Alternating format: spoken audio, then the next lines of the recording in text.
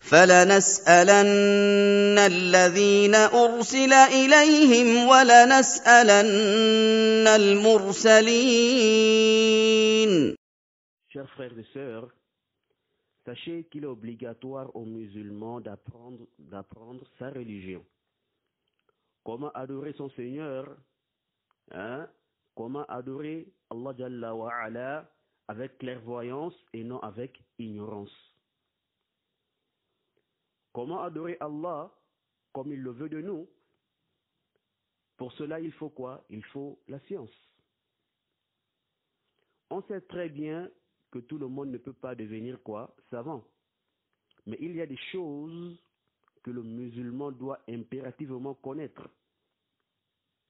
On doit essayer de plus s'investir, de consacrer ne fût-ce qu'une petite partie de notre temps, n'est-ce pas, à quoi? À l'apprentissage de notre dîn. On doit consacrer, n'est-ce pas, ne fût-ce qu'une petite partie de notre temps pour apprendre la religion. Ce n'est pas logique de voir que des mois passent, des années passent, et nous ne progressons pas dans l'apprentissage de notre religion. Nous essayons de progresser dans nos affaires mondaines.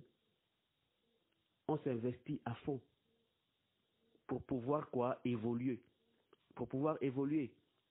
Mais du côté religion, les années passent, nous sommes toujours au même quoi? Au même niveau. Et nous sommes là, tranquilles, sans s'en soucier. Comme si on avait été créé que pour des affaires mondaines.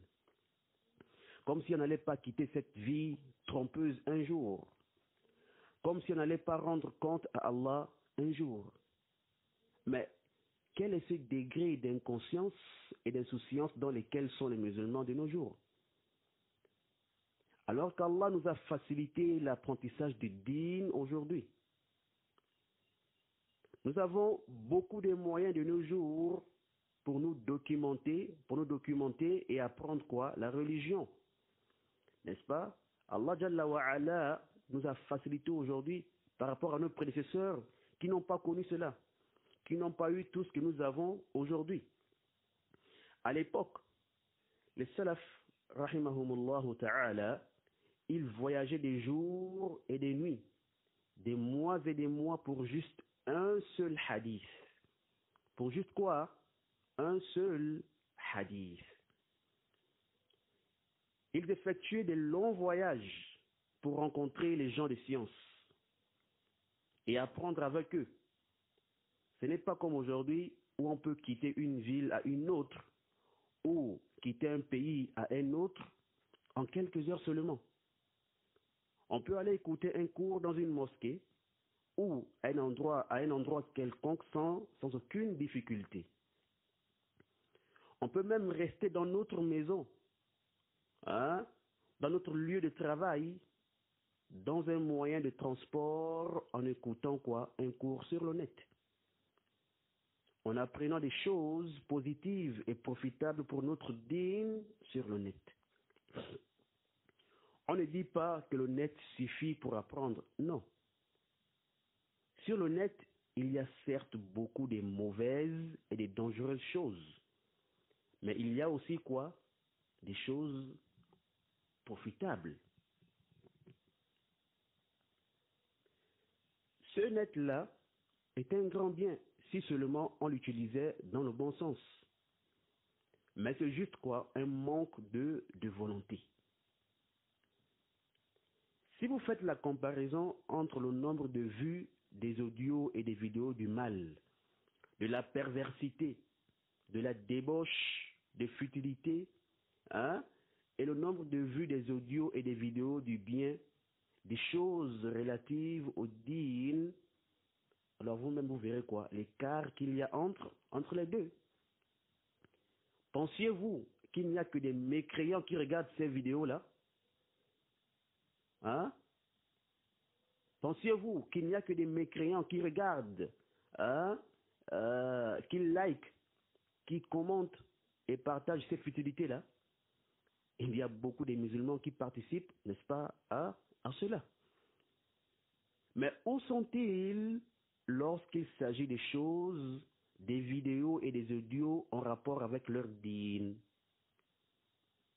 Où sont-ils à ce moment-là? Les savants et les étudiants en sciences, jazahumullahu anna khayra, ils se fatiguent pour vous préparer des cours. Ils prennent de leur temps pour chercher, vérifier et détailler des sujets afin de faire profiter leurs frères et sœurs gratuitement. Ils ne vous demandent rien en retour. Ils ne font pas payer leurs cours.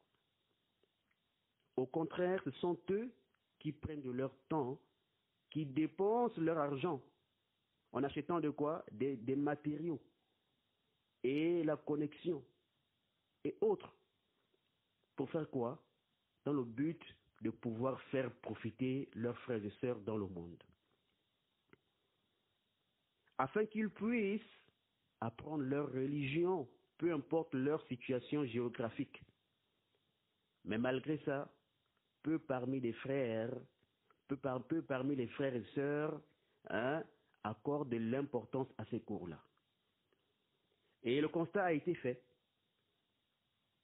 À plusieurs reprises, les gens vous posent des questions au sujet des choses que vous aviez eu, n'est-ce pas, à traiter dans certains de vos cours.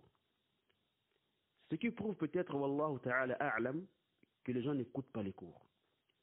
Mais ya ikhwa, il n'est pas possible que le savant ou l'étudiant en sciences prenne de son temps jour et nuit pour des recherches, pour des vérifications, pour des préparations de cours, et ensuite passer de porte en porte ou,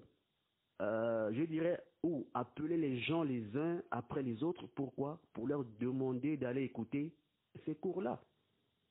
Ce n'est pas possible, bien quoi. Ce n'est pas possible. Alors que chacun essaie de prendre conscience. Il n'incombe aux gens de science que de transmettre,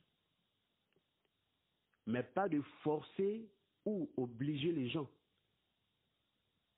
Et il incombe aux autres, et il incombe aux gens, il incombe à ceux qui ne font pas partie des gens de science de faire aussi quoi? Les efforts d'écouter les cours qui leur sont donnés.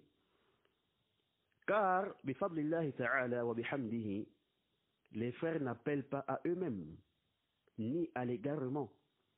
Au contraire, ils appellent à votre réussite dans dunya et akhira.